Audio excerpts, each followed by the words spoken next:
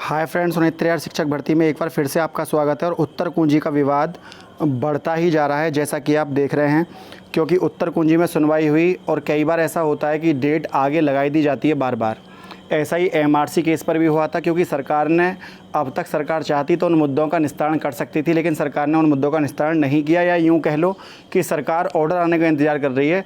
जैसे ही ऑर्डर आएगा सरकार उसके साथ फिर आगे बढ़ना चाहेगी, क्योंकि वो सुप्रीम कोर्ट का जो ऑर्डर होगा वो अपने आप में कहीं ना कहीं उसके बहुत सारे मायने होंगे। तो सरकार की ये पहली रणनीति होती है। हम अपने पास से चीज़ों को सोचते हैं, हम सोचते हैं सरकार ने ऐसा क्यों नहीं किया, लेकिन कई बार ऐसा देखा गया है कि उन विशेष परिस्थितियों के पीछे सरकार जैसे जैसे सर्कमस्टेंसेस चेंज होती हैं केसों को लेकर, सरकार अपनी विज्ञप्ति उनको लेकर उसी हिसाब से अपने सबमिशन, अपने रिजॉइंडर या अपनी काउंटर फाइल, उन्हीं के हिसाब से अपनी पॉलिसीज़ बनाती है सरकार। तो ये हमको लगता है कि सरकार या एजी महोदय वहाँ उपस्थित क्यों नहीं हुए, और ये कहीं ना कहीं सरकार की फ्यूचर फोरकास्टिंग कह सकते हैं। भविष्य को लेके जो उनकी रणनीति होती है वो साफ साफ देखी जा सकती है। लेकिन कई बार ऐसा होता है क्योंकि प्रदेश में एक ही एजी महोदय होते हैं और उनके ऊपर बहुत सारे केसेस का भार होता है, और सरकार के सभी केसों की नुमाइंदगी वो करते हैं। तो अपने बिजी शेड्यूल के चलते हुए कई बार ऐसा देखा गया। लेकिन ये भी देखा गया है कि रोज़गार के मामले में जो वर्तमान सरकार है वो उस गति से एक आध डिपार्टमेंट को यदि छोड़ दिया जाए या एक आध भर्तियों को छोड़ दिया जाए, जो कि हो गई हैं, तो उतनी गति से यहाँ सरकार नहीं चली।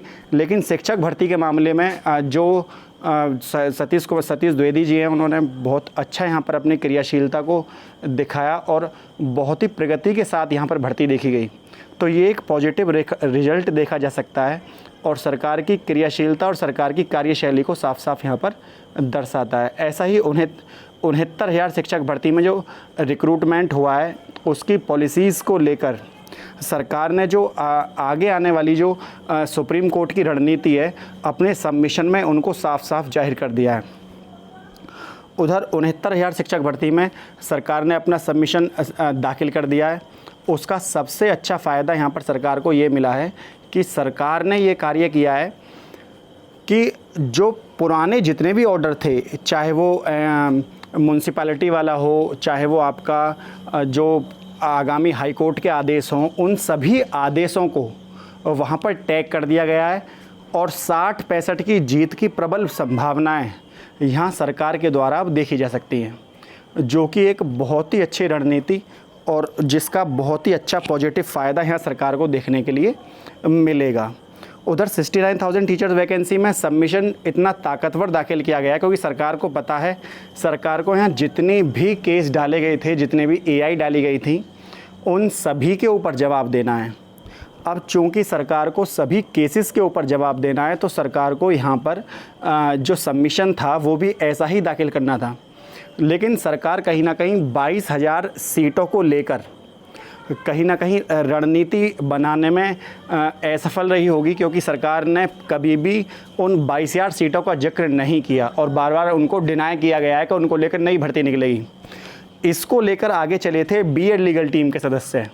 अब ये देखना होगा कि बीएड लीगल टीम के सदस्यों ने अपनी जो सबमिशन है उसमें 22,000 सीटों का जिक्र किया या नहीं किया, और यदि नहीं किया होगा तो ये बात भी तय है कि उसके लिए कानूनी प्रक्रिया लड़नी पड़ सकती है।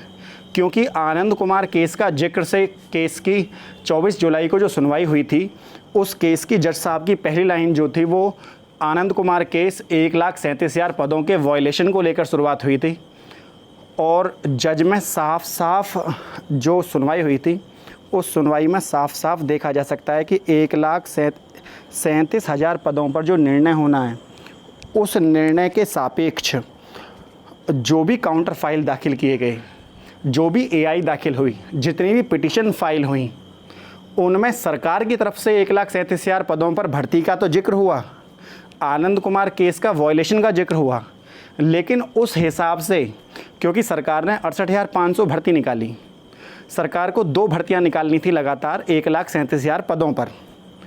अब जिन पदों में से 68,500 भर्ती पिछली वाली निकाली और 69,000 अब निकाली, लेकिन चूंकि 2 लगातार भर्तियों में ये पदों को भरना था, उसमें से पिछली भर्ती में से 22,000 सीटें जो बची, उनका जिक्र सरकार ने इस भर्ती में कहीं नहीं किया। अपने सबमिशन में 1,37,000 पदों का तो पक्का उन्होंने आनंद कुमार वाला केस डाला होगा, लेकिन ये तय नहीं है कि उन पदों को जोड़ने के बारे में चर्चा, क्योंकि इससे लो गुणांक जो अभ्यर्थी हैं, कमेंट बॉक्स में बच्चे बताते हैं कि किस आधार पर उनके मेरिट में कितने अंक हैं, और मैं चाहता हूं कि उन सभी का सिलेक्शन हो और ज़्यादा से ज़्यादा 69,000 शिक्षक भर्ती में यहाँ पर अभ्यर्थियों का यदि सिलेक्शन होता है तो कहीं ना कहीं उन अभ्यर्थियों को यहाँ पर सीधा सीधा फ़ायदा होने वाला है, क्योंकि 69,000 टीचर्स वैकेंसी जो है, इसके बाद नई आगामी भर्ती की रूपरेखा क्या होगी, किस आधार पर होगी, टेट के नंबर जोड़ेंगे या आपका सुपर टेट के, तो मतलब होगी तो मेरिट के आधार पर, ये बात तो पक्की है, ये बात तो फैक्ट है। लेकिन ये भी बताया जा रहा है कि एकेडमिक के अलावा सुपर टेट के भी 1/4 नंबर जुड़ेंगे, उसके अलावा सुपर टेट के नंबर जुड़ेंगे। लेकिन नई आगामी भर्ती पर क्यों छोड़ा जाए जब 60-65 के हिसाब से 22,000 सीटों को यहाँ पर जोड़ा जा सकता है। तो सरकार के पूर्ण रूप से हाथ में, और यदि ऐसा नहीं होता है तो फिर अभ्यर्थियों को कोर्ट के माध्यम से उन पदों को जुड़वाना पड़ेगा आनंद कुमार केस के वॉयलेशन के हिसाब से। लेकिन अभी यदि सबमिशन में उन चीज़ का जिक्र कर दिया जाता, या चाहे बीएड लीगल टीम के सदस्यों द्वारा किया जाता, चाहे बीटीसी लीगल टीम के सदस्यों द्वारा किया जाता, तो ये बहुत ही अच्छा और एक सराहनीय कार्य होता, और उसके लिए वो बच्चे भी उनको दुआएं देते एक तरीके की, क्योंकि बच्चे कमेंट बॉक्स में आकर बताते हैं कि सर क्या हिसाब है और क्या चीज़ें चल रही हैं। कहीं ना कहीं जो बीएड गुणांक का बच्चा होता है उसका एकेडमिक मेरिट इतना अच्छा नहीं होता जितना बीटीसी अभ्यर्थी का होता है। तो बीटीसी को एकेडमिक के नंबर का फ़ायदा मिला है, उधर जो शिक्षा मित्र हैं उनको भारांक का फ़ायदा मिला, बीएड को क्या मिला? तो बीएड ने तो सुपर टेट के माध्यम से परीक्षाओं को दिया, और सुपर टेट में नंबर जोड़कर अभ्यर्थी आए बीएड के। अब उनको यदि 22,000 सीटों को पूरी भर्ती ना की जाए और इस बार भी पद छोड़ दिए जाएं अगली भर्ती के लिए, तो ये कहीं ना कहीं गलत चीज़ें होंगी। क्योंकि जब आप आनंद कुमार केस का हवाला देते हैं तब आप ये तो हवाला देते हैं कि 60-65 पर भर्ती क्यों होनी चाहिए, बीएड क्यों सेफ़ है, तब आपको ये भी तो हवाला देना चाहिए कि 1,37,000 पद पूरे नहीं भरे जा रहे हैं। तो ये भी तो गलत है, ये भी तो आनंद कुमार केस का वॉयलेशन ही है कि आप पदों को पूरा नहीं भर रहे, फिर बचा कर ले जा रहे हैं अगली भर्ती के लिए। हालांकि अभ्यर्थी दोबारा कोर्ट केस करेंगे और उसको जीत कर आएंगे, लेकिन इससे भर्ती में जो देरी होगी वो गलत है। जीतना तो तय है, बीएड का जीतना तय है, 60-65 का जीतना तय है, शिक्षा मित्रों को अगली भर्ती में मौका मिलना तय है। ये क्योंकि जो कहानी घटती हैं, घटनाएं हम देखते हैं घटती हुई, उनसे इतना तो फोरकास्ट कर ही सकते हैं कि क्या होने वाला है। उधर जो टीजीटी पीजीटी के हैं, अब तक 7 सबमिशन दाखिल कर दिए गए हैं, पर किसी ने भी सार्वजनिक तौर पर आकर ये नहीं कहा कि हमने 22,000, ना ही बीटीसी लीगल टीम ने, ना ही बीएड लीगल टीम ने, कि हमने 22,000 पदों का जिक्र किया है, जैसा कि वो पहले सार्वजनिक तौर पर कहते थे कि हमने ये प्रयास किया। उधर शिक्षा मित्रों को मिल सकता है आगम भर्ती में टीजीटी पीजीटी का आवेदन आने वाले हैं, जिसमें 16,000 कुछ पदों पर आवेदन है, जिस प्रधानाचार्य के भी पद हैं, आपका सहायक जो एडेड जूनियर स्कूल हैं उनकी 4,000 कुछ वैकेंसी हैं, वो अलग हैं। तो टीजीटी पीजीटी की डिमांड बहुत दिनों से करी जा रही है, लेकिन पदों पर आवेदन अभी तक नहीं मांगे गए। तो 22,000 सीटों को जोड़ने का जो प्रयास था उसका आज आखिरी दिन था।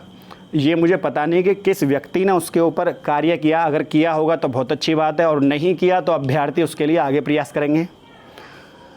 क्योंकि जो टीजीटी पीजीटी है इसका जो सिलेबस होता है ये एक अलग है, वो पूरा सहायक प्राइमरी से बिल्कुल चीज़ें ही अलग हैं वो, और उसके लिए बहुत दिन से प्रतीक्षा रहता है। पिछले हम लास्ट जुलाई से देख रहे हैं, पूरी 1 साल बीत गई, लेकिन कोई भर्ती इसके ऊपर सरकार ने नहीं निकाली।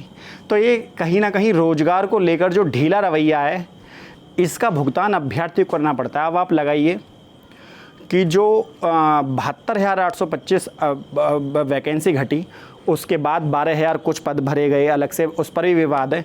लगभग शिक्षक भर्ती की बात करें तो हर एक शिक्षक भर्ती का जो मामला है वो कोर्ट में पड़ा हुआ है, और यदि इसी प्रकार कोर्ट में केस भर्तियां लड़ती रही तो एक कैसे प्रक्रिया पूरी होगी, और क्या उस अभ्यर्थी के मन पर बीतती होगी जो भरसक प्रयास करने के बाद भी सत्ता के हाथों ठगा जाता है। तो ये चीज़ें अच्छी नहीं रहती। सरकार को समय समय पर जल्दी भर्तियाँ, सब जब आप कोर्ट में खड़े होकर कहते हैं कि 10,000 पद हर साल खाली होते हैं, तो सीधी सी बात है आप उनके ऊपर हर साल आवेदन क्यों नहीं मांगते? उन पदों का करते क्या हैं आप?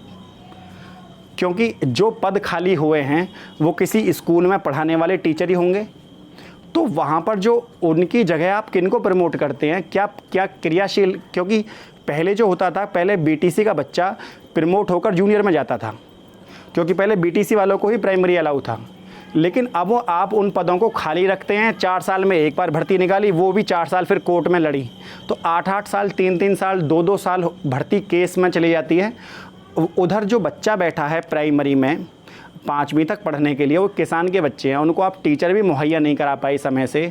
तो एक किसान प्रिय सरकार का दावा आप कैसे कह सकते हैं? चीज़ें बिल्कुल ही मतलब कहने और कथनी और करनी में अंतर को दर्शाती है, जो कि चीज़ें गलत हैं। तो हमारे देश में सबसे इम्पोर्टेंट चीज़ अगर कुछ चीज़ है तो वो है रोज़गार।